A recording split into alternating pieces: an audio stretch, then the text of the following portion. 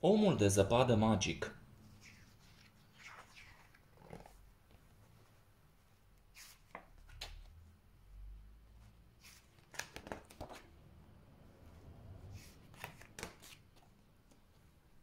Era o zi de iarnă senină și strălucitoare. Toată dimineața, iepurașul muncise din greu să facă un om de zăpadă. Ce drăguț e, a spus tati, însă n-ai vrea să te joci cu el mai târziu? Trebuie să mergi să-mi culegi niște fructe de pădure pentru ceai.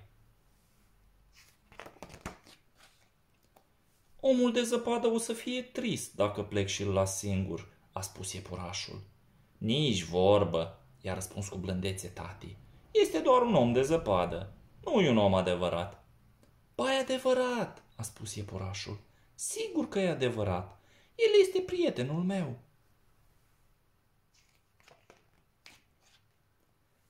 Tatăl a zâmbit și i-a dat iepurașului un pupic. Să nu mergi prea departe, l-a avertizat el. N-am să merg, a spus iepurașul. Una în coș și una pentru mine, cânta el în vreme ce țopăia pe cărare. În scurtă vreme avea lăbuțele lipicioase de la sucul de fructe purpuriu.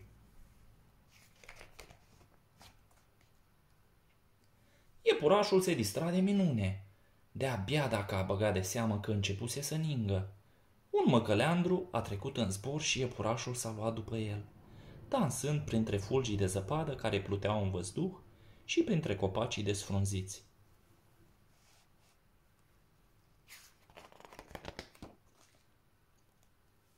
Apoi măcăleandrul a dispărut.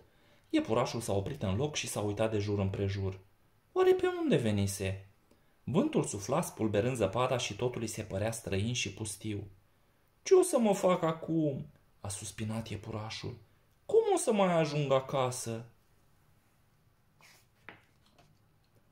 Ca și când cineva i-ar fi auzit vorbele, printre copaci s-a strecurat o lumină blândă. În ninsoarea deasă, care se cernea, a apărut zâmbind omul de zăpadă pe care îl făcuse.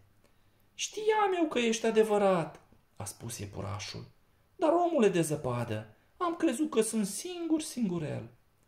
Nu chiar, micuțul meu prieten, a zâmbit omul de zăpadă. Am mers tot timpul pe urmele tale, gata să-ți sară în ajutor. Omul de zăpadă a scuturat fulgii de nea din blănița iepurașului și l-a luat pe umeri. Acum am să te duc acasă, a spus el. Ține-te bine! Au coborât în viteză dealul și au aterizat într-un morman de zăpadă ce se afla în apropierea unui părâu înghețat. Să pornim, a spus omul de zăpadă, ținându-l de lăbuță pe iepuraș. În jurul lor lumea părea un vârtej de argint sclipitor. Parcă pluteau. Vin acasă, tati! Strigă iepurașul. Deodată, omul de zăpadă a poposit la poalele unui deal. Acum va trebui să mergem pe jos, a spus el, luându-l pe iepuraș în brațele sale moi. Mai e mult până ajungem, a căscat iepurașul. Nu, mai e un pic, i-a răspuns omul de zăpadă. În vremea asta, tatăl iepuraș se zorea prin ninsoare și vânt. Era tare îngrijorat, iar vântul rece îl făcea să tremure. Iepurașule, strigă el, iepurașule, unde ești? Tati, i-a răspuns iepurașul atunci când l-a auzit. Apoi a sărit din brațele omului de zăpadă și a străbătut grădina țopăind. Tatăl l-a îmbrățișat cu drag. Slavă Domnului că ești bine, a spus el. Am fost atât de îngrijorat să te știu singurel pe o astfel de vreme. Dar nu am fost singur, a spus iepurașul. Omul de zăpadă a avut grijă de mine. Așa deci, i-a răspuns tatăl zâmbind. Omul de zăpadă stătea nemișcat și tăcut în întunericul iernii. Iepurașul i-a zâmbit.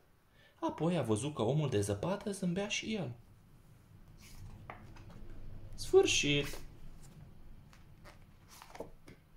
Noapte bună, Eva și Teodor.